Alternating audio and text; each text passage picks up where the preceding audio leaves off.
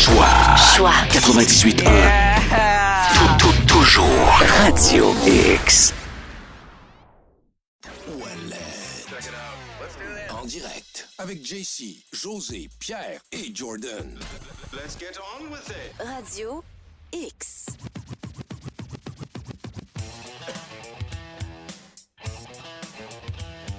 Nous sommes de retour dans Ouellet en direct, 15h36 minutes. Hier, on a eu droit à une belle séance de cafouillage au niveau fédéral concernant ce nouveau règlement qui finalement va entrer en vigueur là, à partir de samedi, si je ne me trompe pas, le 15 janvier, donc c'est demain. Hier, les services frontaliers avaient avisé qu'on allait reculer sur l'obligation de vaccin pour les camionneurs canadiens qui voulaient aller faire du transfrontalier, c'est-à-dire aller chercher c'est pas compliqué, là, c'est des vivres pour tout le monde. Là. C'est tout. C'est de la nourriture, des médicaments, de la fourniture, de l'équipement, nommez-le. Donc, ils pouvaient y aller, mais ils ne pourraient pas revenir. Mais là, hier, on disait que c'était annulé. Finalement, on est revenu. En fait, c'est le gouvernement fédéral qui est revenu pour dire que c'était totalement faux. Ce sera appliqué à partir de demain. Donc, les conducteurs de camions canadiens seront tenus d'être doublement vaccinés contre la COVID-19 pour éviter la mise en quarantaine à leur retour au Canada. Pour en jaser, on va aller rejoindre le président de l'Association du camionnage du Québec, M. Marc Cadieux. Bonjour, M. Cadieux. Oui, bonjour à vous trois. Comment allez-vous? Écoutez, dans les circonstances, personnellement bien, mais pour notre industrie, plus ou moins bien. On n'avait pas besoin, dans un moment d'industrie fragilisée, comme bien d'autres secteurs, on n'est pas différent des autres. On n'avait pas besoin d'une confusion totale de cette nature-là, venant surtout d'une agence gouvernementale qui émet des directives pour après ça se faire rabrouer ou contredire par les ministères. Mais ça nous dit quoi, ça? Que clairement, c'est pas sorti de nulle part. Donc, ça veut dire qu'il y a eu des discussions pour probablement annuler cette mesure-là et qu'on est revenu sur nos pas. Votre analyse de ça, c'est quoi? Il s'est passé quelque chose, là. Mais c'est certain qu'il s'est passé quelque chose parce que la rédaction de ce mémo-là n'a pas pu se faire sans avoir eu une initiative de départ. Et le politique en a décidé autrement par la suite, où le politique prétendra qu'il n'a jamais changé d'idée.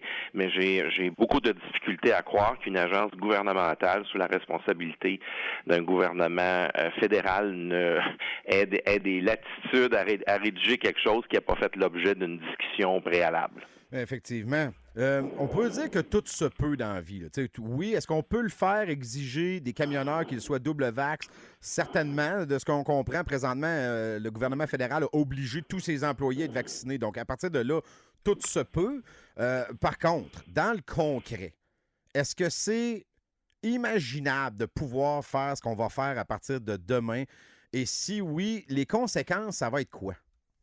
Imaginable, sans dommage, non. Et puis, je vais être bien clair dans mes propos, c'est pas une exemption totale qu'on demande, c'était un délai supplémentaire pour faire comme dans toute autre approche que le gouvernement a faite au cours des dernières semaines et des derniers mois, c'est tenter de convaincre le plus de gens possible à se faire vacciner et d'aller chercher le plus haut taux de pourcentage. Et puis, je comprends qu'il y a des gens qui ont fait un choix personnel, qui n'iront pour aucune considération. Il est certain que ceux-là, on n'ira pas les chercher. Mais ce qu'on veut aller chercher, c'est peut-être ceux qui attendaient de voir un peu le développement du vaccin, ceux qui sont un peu plus craintifs, et qui, oui, face à certaines mesures, se disent, là, j'ai comme pas le choix, je vais y aller. Ouais. Et c'est pas pour rien qu'on entend le ministre Christian Dubé dire qu'on est passé de 1200 premiers vaccins à 6000 par jour. Ouais. C'est certain que dans ces pourcentages-là, notre industrie est certainement représentée. Mais je vous arrête parce que vous parlez de temps. Ça n'a pas été non plus annoncé la semaine dernière. Ça fait plusieurs semaines qu'on a annoncé cette mesure-là. Oui. Je suis d'accord avec vous, mais ça fait plusieurs mois, depuis qu'on anticipe ça, que notre industrie fait du lobby pour tenter de sensibiliser le gouvernement.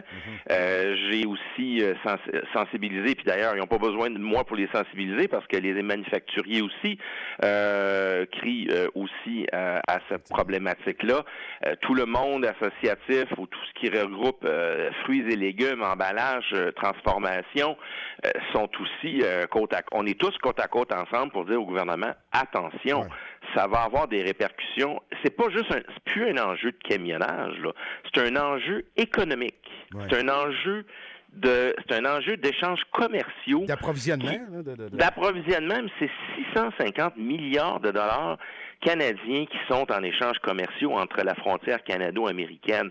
C'est 10 millions de passages de camions.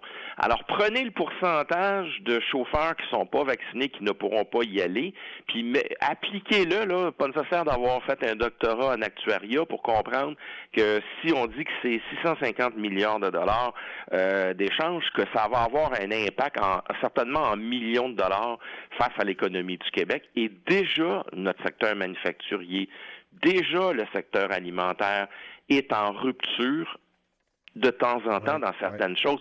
On comprend là qu'il y a l'industrie du camionnage, là, nous, on est au premier, au deuxième et au troisième échelon. Premier, la matière première. Deuxièmement, la matière en transformation.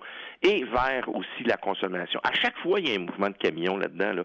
Si la chaîne est rompue en quelque part, là, ça veut dire qu'il y a quelqu'un qui travaillera pas, il y a quelque chose qui sera pas vendu, il y a de la taxe de vente, évidemment, pour les gouvernements qui sera pas perçue parce que tu vends pas, tu peux pas là. Et c'est aussi de mettre une pression énorme sur une industrie et on le sait, là, on disait même dans le monde du conteneur, on disait ce qui coûtait 5 000 $ à faire venir un conteneur en coûte 20. On sait que le panier d'épicerie a augmenté. On sait que les matériaux de construction ont augmenté. C'est pas étrange, ces augmentations-là, au fait actuel. Et là, on va en mettre une couche de plus, là. Mais je reviens à la notion de temps, même si, mettons, le gouvernement vous dit, parfait, on vous donne 2 mois et que, bon, ça va bien. On me dit que présentement, c'est à peu près 15 le pourcentage de camionneurs non vaccinés. Mettons qu'on passe à 10, on n'a pas réglé le problème. On est dans les eaux entre 10 et 15. Non, on ne réglera pas le problème à 100 mais on va l'amoindrir, par exemple. On le sait que dans d'autres secteurs, les gouvernements ont voulu imposer la vaccination obligatoire. Est-ce qu'on a été obligé de stopper la machine parce qu'on a vu qu'on avait un mur devant nous? Mais là, le mur, il est là, le mur, là. Mais là, ce qu'on est en train de dire, là, c'est qu'on va frapper le mur. Et c'est certain que ça va avoir des répercussions. Alors, nous, ce qu'on demandait, c'est donnez-nous un peu de temps. On va aller chercher un autre pourcentage. Il va y avoir des effets, mais moins grands. Puis est-ce que aussi pour l'industrie en tant que telle là, du camionnage, des camionneurs, déjà, moi, je m'étais fait dire que c'était difficile de trouver des camionneurs. Il y avait comme une petite pénurie à un moment donné. Le fait que là, déjà, eux, on les utilise plus pour le futur, ça peut-tu hypothéquer aussi? Déjà, qui engagent des camionneurs? Bien, vous avez tout à fait raison. Déjà, on était bien avant la pandémie, on était en manque de personnel comme bien des secteurs. La pandémie est venue exacerber ça, c'est certain. Mais on le disait, nos comités sectoriels de main-d'œuvre nous identifiaient que dans les prochains 5 ans, on a besoin d'au-delà de 10 000 chauffeurs. C'est 2 000 par année, là. Alors, ça s'est pas éteint, là, ce phénomène-là. Là. Et oui, il existe, le phénomène. La pandémie est venue nous mettre un autre stress. Et là, est venu l'exacerber. Et là, évidemment, le fait qu'on identifie là, que du côté canadien, là, il y a au moins il y a entre 1 et 2 camions sur 10 qui ne pourront plus aller aux États-Unis. Mais l'inverse aussi, à ne pas oublier, les Américains aussi nous amènent certaines matières pour la transformation et la consommation qui sont essentielles pour nous pour faire marcher nos usines puis nos manufactures. Et eux aussi seront bloqués à la frontière canadienne. Et c'est pire. On dit que 4 camions sur 10 ne traverseront plus la frontière. Oui, parce que le taux de vaccination aux États-Unis est beaucoup moins élevé qu'ici.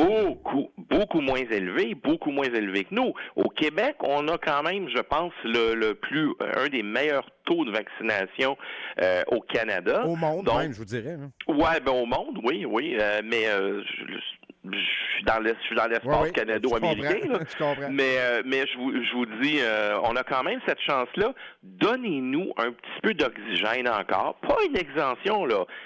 Faisons pas de légende urbaine là, en disant, là, ben oui, c'est parce qu'ils veulent pas à la fin jamais être vaccinés. Non, c'est pas ça.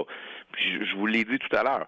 Ceux qui ne voudront pas l'être, et c'est une décision de vie personnelle, ne voudront jamais l'être. Et ça, ils feront autre chose ou ils quitteront le métier, ça je le sais, mais ceux qui étaient incertains puis qui attendaient de voir quels seraient les résultats, on a quand même plusieurs mois. Là, il y en a qui ont décidé d'y aller. Là. Je me répète, là, on est passé de 1200 à 6000 vaccinés en premier et en deuxième vaccin. Fait que ça veut dire que si on a des premiers vaccinés en ce moment dans le panier, là, puis qu'on nous donne un autre 2-3 mois, ça veut dire que le deuxième vaccin, s'ils veulent y aller, là, ben ils vont être éligibles. On va amoindrir notre pourcentage. Avez-vous l'impression d'être une espèce d'outil pour la vaccination? Je m'explique. Là. Est-ce que vous avez des chiffres sur les éclosions dans le milieu du camionnage? Est-ce que vous étiez un vecteur de COVID prouvé, analysé, où on pouvait vraiment mettre le doigt sur « Oh my God, les camionneurs répandent la COVID ». La réponse, c'est non. Il y a absolument pas. Il y a des histoires de cas il y en a dans tous les domaines. Là, oui, dans tous les domaines. Là, je veux dire, il y a les libraires vont vous dire qu'ils veulent pas parce qu'il n'y a jamais eu de preuve qu'il y a eu une éclosion. Les gens du monde du Canadian Tire vont vous dire on n'a jamais eu d'éclosion ici. Bon, alors, pour revenir à moi, non, il n'y a pas. Et vous savez, c'est un métier des fois, on qualifiait d'avoir, évidemment, une capacité de travailler de façon isolée. Ça prenait... Tu sais, on disait, ça prend un caractère spécial. Travailler tout seul, par contre, tu sais, t'as pas de patron tout le temps en arrière de toi. T'es ton patron à partir de ta feuille de route. Tu fais tes choses. Là, par contre, au début, on disait il fallait convaincre les gens que c'est quand même un bon métier puis qu'il y a une liberté. Mais là, maintenant, c'est un avantage. On travaille de façon isolée. Mais non, oui. alors à la réponse que j'ai faite longue, courte, c'est non.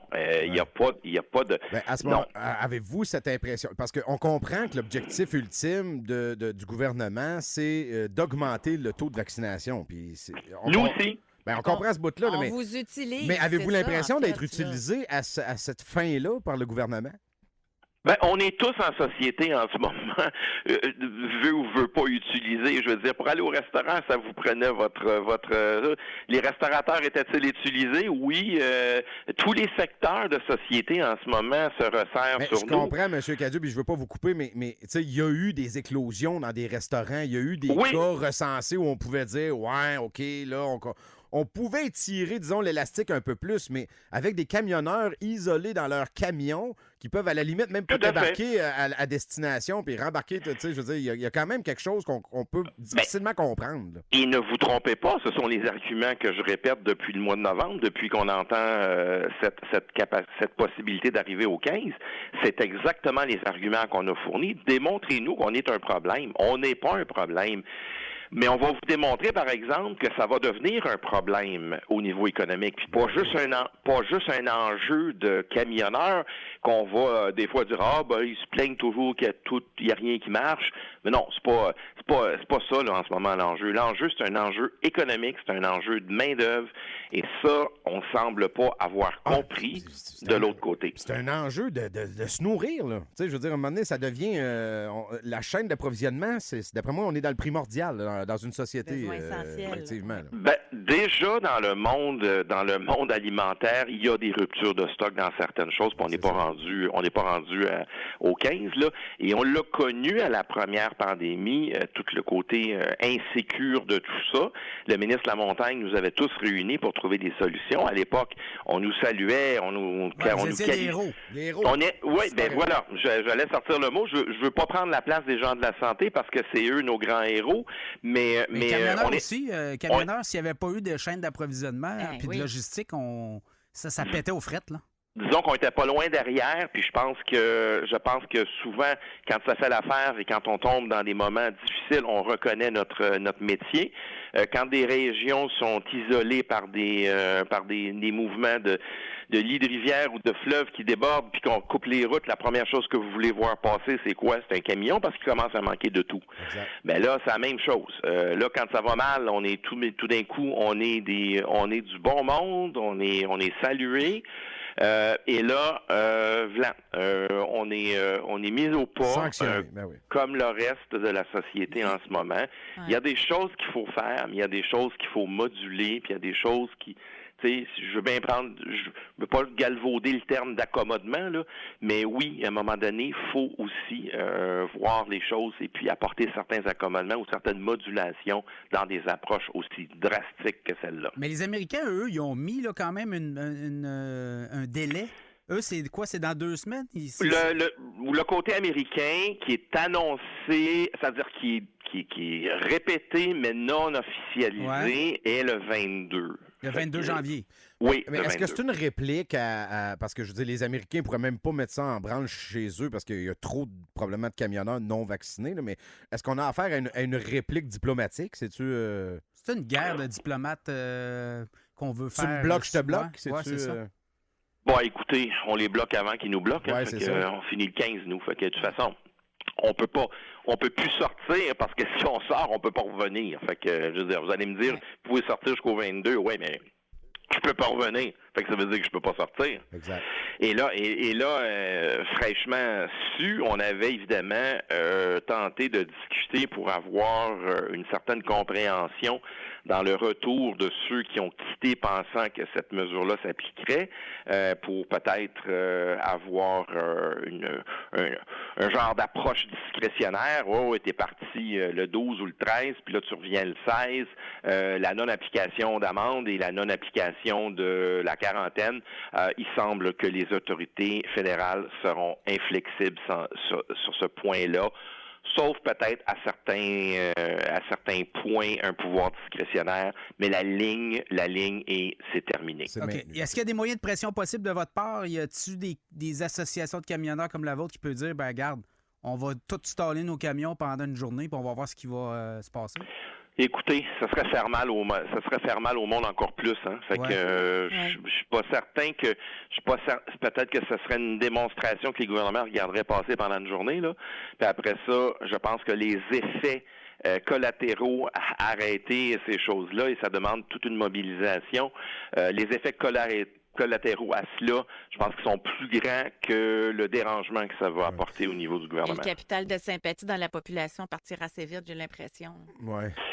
Oui, parce qu'évidemment, quand on obstrue les choses ou on participe à rendre quelque chose de plus contraignant vers une population et qu'on ferme le robinet, on fait souffrir des gens au nom de revendications. Fait que je pense que on continue évidemment à amener la pression. Je pense que les chiffres vont peut-être être éloquents assez vite. Est-ce que le gouvernement pourrait revenir sur une position voyant l'erreur qu'ils ont fait? Ben, c'est un espoir qu'on tient. Ouais. En même temps, je comprends pas qu'ils ne voient pas venir l'erreur, mais ça, c'est une autre affaire. Maintenant, sans tomber dans... L'objectif n'étant pas de faire peur au monde, là, mais pour vous, briser une chaîne d'approvisionnement de cette façon-là, qu'est-ce que ça peut avoir comme répercussion? Est-ce qu'il y aura des choix de fait stratégiques, c'est-à-dire évidemment que les médicaments, j'imagine qu'il y a des choses qui vont être livrées en priorité. Qu'est-ce qui risque de manquer en premier? Vous voyez ça comment pour un futur à court terme, mettons? Là? Alors, nous avons un comité de coordination avec la sécurité publique de chacun des ministères et des ministères. Le ministère des Transports a une table avec nous. La table du ministère de l'Agriculture, de l'Alimentation et des Pêcheries est d'ailleurs dirigée par le ministre lui-même. Nous avons eu une première réunion la semaine dernière sur les enjeux qui nous arrivaient là, sur la table au niveau de la 5e, appelons la 4e, la 5e, je sais plus la combienième, là, vague. C'est certain qu'il va falloir se réanimer et s'il y avait vraiment des ruptures qui pouvaient mettre en péril la sécurité publique, il va falloir faire des choix et rediriger certains transports plus particulièrement. Mais on est en vigile de cela. Écoutez, en ce moment, j'ai pas besoin de vous dire que c'est du 7 jours sur 7, presque de 7 à 7. Alors. Mais on risque de manquer de trucs ou on risque de pas trop s'en rendre compte?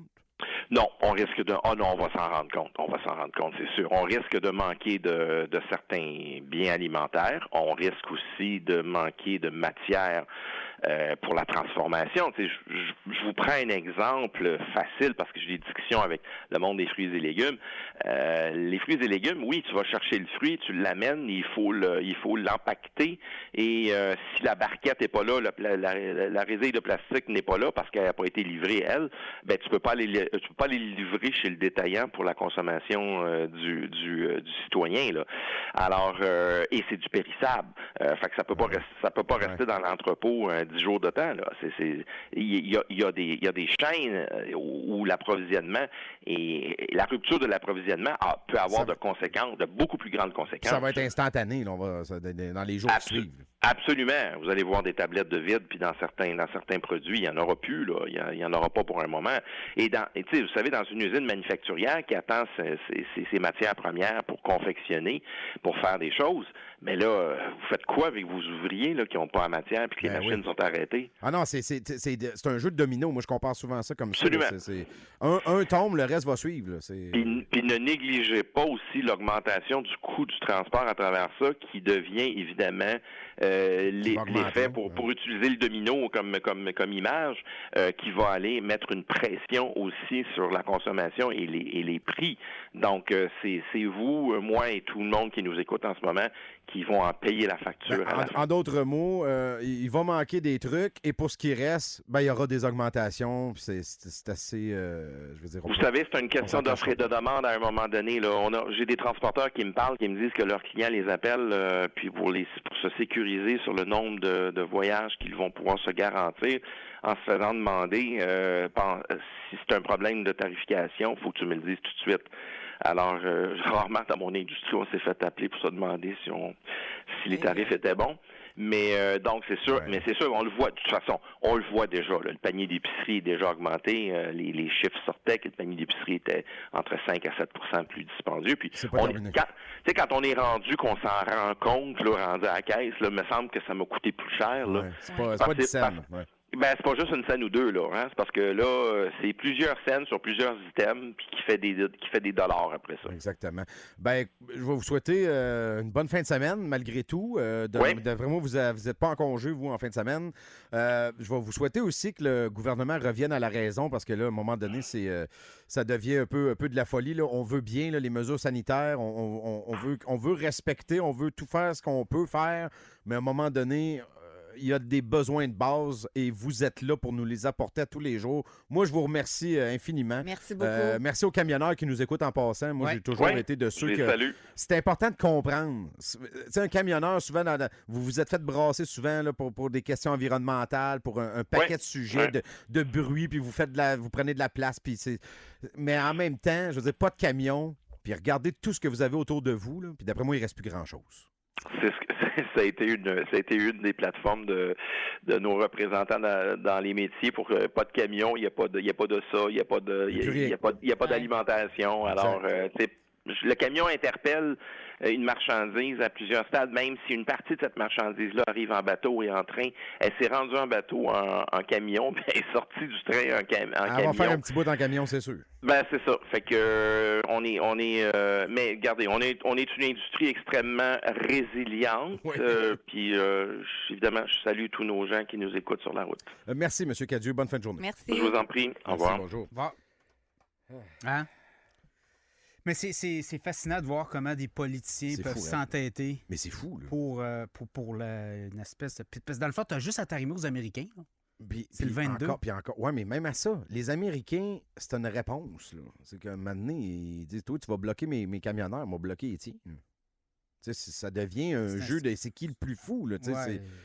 Là, by the way, on vient de parler avec Marc Cadieux, qui est président de l'Association du camionnage du Québec. Moi, je veux pas faire peur au monde.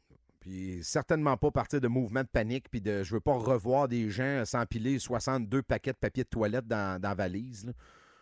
Mais sachez-le, puis de toute façon, on pourra pas cibler un élément. Il va manquer de peu près n'importe quoi. Il y aura des choix à faire. On a un camion... Jean-Yves Duclos là, qui a dit que lui...